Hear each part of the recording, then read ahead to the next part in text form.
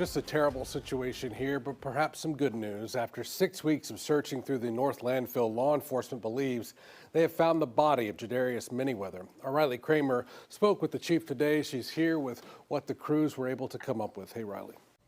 Hey, Greg. Baton Rouge police are calling what they found suspected human remains. And while they're still waiting on DNA testing, Chief T.J. Morris says he's confident that it is 15-year-old Ja'Derrius Minnieweather. For weeks, one question haunted a Baton Rouge family. Where was 15-year-old Ja'Derrius Minnieweather? He had gone to visit someone he knew. He never came home. Investigators would eventually follow a trail of surveillance footage, physical evidence and garbage collection records to a massive landfill. And after weeks of searching, they believed they were getting closer to the answer. But before that discovery, detectives had to reconstruct the final hours of a teenager whose ordinary visit to a friend had allegedly ended in violence. Before we get into the story, if you're new here, make sure you like this video, subscribe to Case, and click the bell icon so you don't miss our latest true crime stories. Now, let's go back to June 2026. Ja'Derrius Minnieweather was 15 years old and lived in Baton Rouge, Louisiana. On June 5th, he was in the ghost town area of the city. According to information released during the investigation, he had gone to visit a 16-year-old girl he had known for some time. He reportedly arrived on a small children's bicycle. At the time, there was nothing unusual about a teenager riding over to see a friend. Jaderrius was dressed in black sweatpants, a gray and black Jordan shirt, and red Nike slippers. Those details would later become important to investigators. The girl wasn't home when Jaderrius arrived. Investigators say she had gone out to get food with a much older man named Maurice Parms. Parms was 51 years old. That age difference became one of several troubling details detectives examined as they tried to understand what happened. When the girl and Parms returned, investigators say Jaderrius and Parms got into an argument. According to the arrest documents, the disagreement involved the way Parms was allegedly treating the girl. We don't have a complete public transcript of that argument, so it's important not to invent details that investigators haven't confirmed. But we do know that police believe the confrontation became physical. And this is where the investigation took a disturbing turn. Detectives reportedly obtained surveillance evidence showing an altercation between a taller individual and a much smaller person. Investigators believed the smaller person was Jaderrius. According to the information described in the arrest documents, the smaller individual was beaten for several minutes. There were also sounds that investigators interpreted as someone pleading during the confrontation. Police then began looking for physical evidence that could either confirm or challenge what they believed they were seeing. They reported finding suspected blood evidence connected to the location. Investigators also examined Parms's vehicle. According to reports based on the investigation, detectives found blood evidence in parts of the vehicle and information suggesting that areas had been wiped or cleaned. Now put yourself in the position of the investigators. A teenager is missing. There has reportedly been a violent confrontation involving him. There is suspected blood evidence. And a vehicle connected to a person who was present has become part of the investigation. At that point, detectives had to consider a frightening possibility. Jaderrius may not have simply disappeared. He may have been killed. As detectives continued digging, they also learned more about Parms's connection to the 16-year-old girl. Investigators reportedly found messages between Parms and the teenager, along with evidence of Cash App payments. According to arrest documents, some of the messages contained language suggesting Parms viewed the girl as more than simply a person he knew from the neighborhood. There had also been previous allegations involving Parms and the girl. Those details became part of the investigation because they could provide context for the argument investigators say happened before Jaderrius disappeared. But there was still a major problem. Jaderrius couldn't be found. His family was left waiting. And as the search continued, investigators began developing a theory about where he might have gone after the alleged confrontation. They believed his body had been moved. Eventually, their investigation pointed toward the garbage collection system. That changed everything. If Jaderrius had been placed into the garbage, finding him would be incredibly difficult. The material could have been collected, transported, and compacted before reaching a landfill. And investigators believed that landfill was the Baton Rouge North Landfill. This was not a small location. The landfill covered hundreds of acres and handled enormous amounts of waste. Now imagine trying to find one teenager somewhere inside it. Searchers would have to work through massive quantities of material, while dealing with heavy equipment and dangerous conditions. And there was another problem: time. Every day that passed could make the search more complicated. Jaderrius's family, however, had no choice but to wait. His grandmother, Joanna Brooks, publicly spoke about the family's desperation for answers. The family wanted Jaderrius found. They also wanted to understand what investigators knew. One issue that caused frustration was surveillance evidence. Investigators had information they believed was important to the case, but not all of it could be publicly released while the investigation was active. For the family, that was difficult. They knew investigators were following evidence, but they were still living with the uncertainty of not knowing where their loved one was. Then investigators reportedly obtained another crucial piece of information: garbage truck surveillance. Police believed footage from a garbage truck could help establish where Jaderrius had been taken. The actual footage of the alleged disposal has not been publicly released, but investigators reportedly used the information from it to narrow their search area. That was a major breakthrough. The landfill was enormous. Investigators couldn't realistically search every part of it without direction. Now they believed they had a specific area to focus on. Search teams began working through that area. The FBI became involved. The Baton Rouge Police Department worked with other agencies and organizations. The United Cajun Navy assisted with the search, and K-9 teams were also used.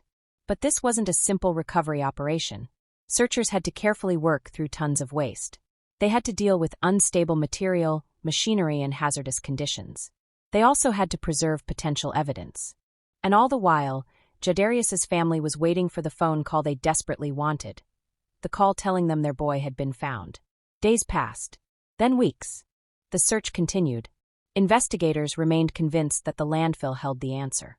And Maurice Parms was facing a first-degree murder charge.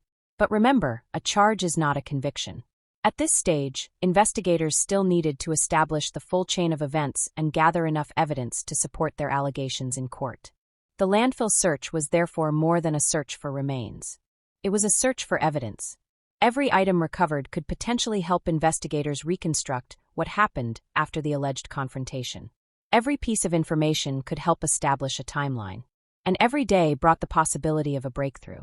By this point, investigators had followed a trail from a teenager's visit to a friend, to an alleged confrontation, to physical evidence, to surveillance, and finally to a garbage route leading toward the landfill. But there was still something missing: Jaderrius himself. The family had waited weeks. Investigators had searched through an enormous amount of material.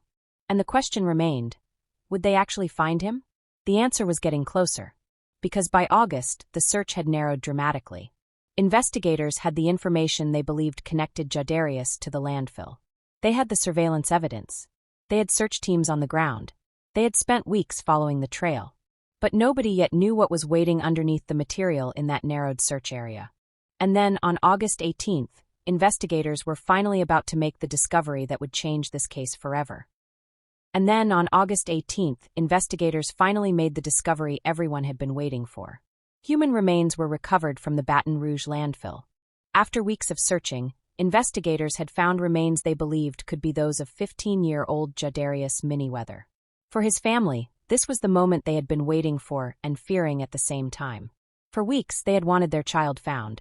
But finding someone after a disappearance like this does not necessarily bring the kind of relief a family hopes for. It can bring answers, but it can also make the worst possibility real. Police said the remains were believed to belong to Jaderrius, but officials made an important point. The identity still needed to be formally confirmed through DNA testing.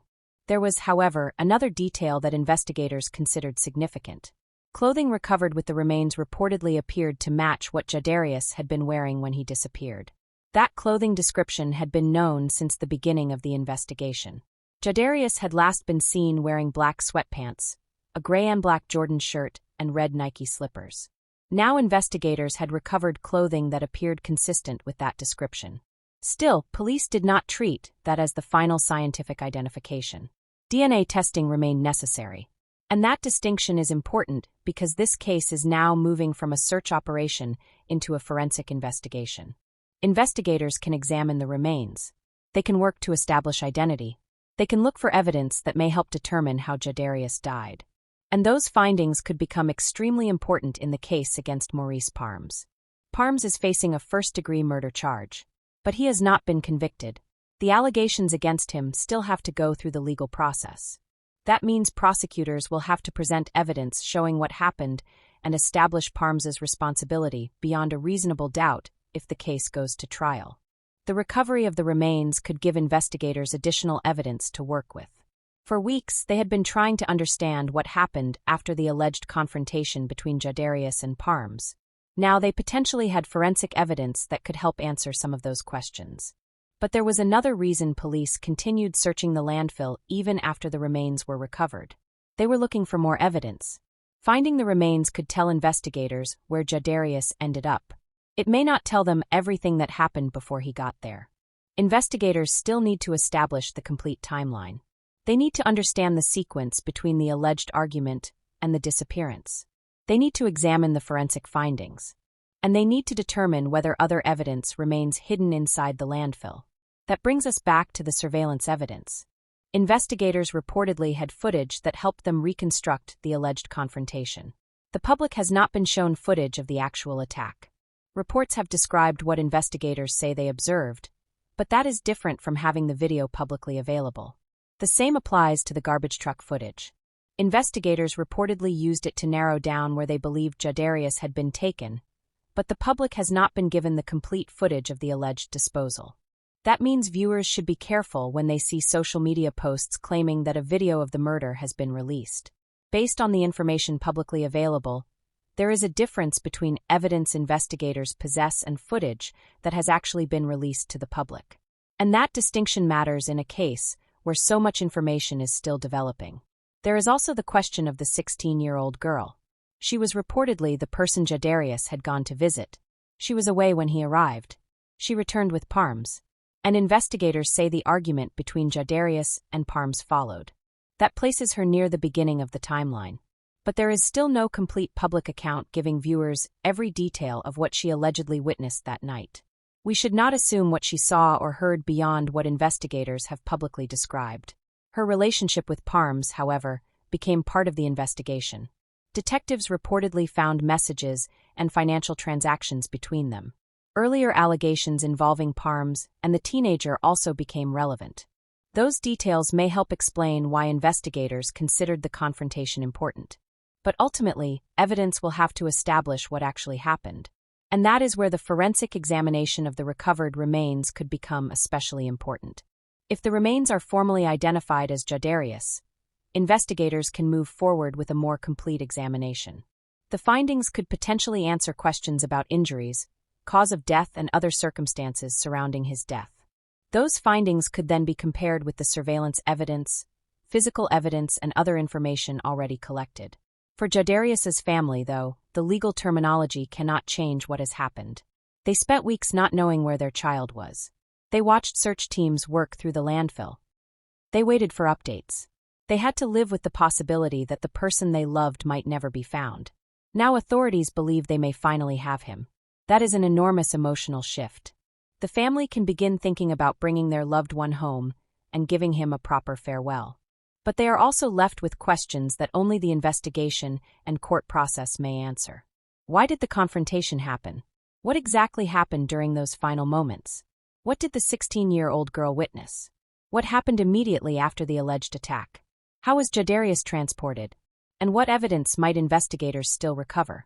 Those questions matter because finding remains is not the same thing as solving every part of a homicide. The discovery is a major breakthrough, but it is not the final chapter. Maurice Parms remains accused of first-degree murder. His case will have to move through the courts. And if prosecutors proceed to trial, the evidence gathered during these weeks of investigation could become central to their case. The surveillance evidence could be examined. The physical evidence could be tested. The forensic findings could be presented. Witnesses could be called. And the defense will have the opportunity to challenge the prosecution's evidence. Ultimately, a jury could be asked to decide what happened. But there is another side to this story that should not be forgotten. Jaderrius was not a case file. He was a 15-year-old boy with a family, friends, and a future. The story began with a teenager going to visit someone he knew. It ended with investigators searching a landfill for remains believed to be his. And somewhere between those 2 points is the truth investigators are still trying to reconstruct. That is why the August 18th discovery is so important. For weeks, there was no physical confirmation of where Jaderrius was. Now there are human remains believed to be connected to him. There is clothing that reportedly matches what he was wearing. There is evidence investigators say led them to that landfill. And there is a murder case against the man police believe is responsible. But until the forensic process is complete and the evidence is tested in court, there are still questions that should remain questions. We should not turn allegations into facts. We should not assume that every rumor online is evidence. And we should not confuse an arrest with a conviction. What we can say is that investigators have built a case around a series of disturbing events, and the recovery of the remains could provide them with information they did not have before. Now think about this from the family's perspective. If you spent weeks searching for your child, would finding his remains give you closure? Or would it create an even stronger need to know every detail of what happened? Would you want to know what caused his death? Would you want to know what happened during the argument? Would you want to know exactly what the surveillance footage showed? And if you were in the family's position, would you be satisfied with an arrest? Or would you need a conviction before you could feel that justice had been done? Those are difficult questions. Because sometimes the hardest part of a murder investigation isn't finding the person who disappeared. It's understanding why their life ended in the first place. For Jaderrius's family, the search may finally be approaching its end. But the search for the full truth is still continuing. DNA testing will be important. The forensic examination will be important. The remaining evidence will be important. And the legal process will ultimately determine what can be proven. For now, investigators have recovered human remains they believe belong to Ja'Derrius Minnieweather after weeks of searching the landfill. His family finally has the possibility of bringing their loved one home. But they are still waiting for definitive answers. And as this case moves forward, those answers could tell us exactly what happened to a 15-year-old boy who left home to visit a friend and never returned. So I want to hear from you. What do you think is the most important unanswered question in this case? Is it what triggered the confrontation? Is it what happened during those final moments? Is it what investigators found in the surveillance evidence? Or is it what the forensic examination of the recovered remains will reveal? Let me know your thoughts in the comments. And if you want us to continue following this case as the DNA results, forensic findings, and court proceedings develop, make sure you like this video, subscribe to Case Watch, and click the bell icon. Because this story may have begun with a missing teenager. But finding the remains may only be the beginning of the search for the truth.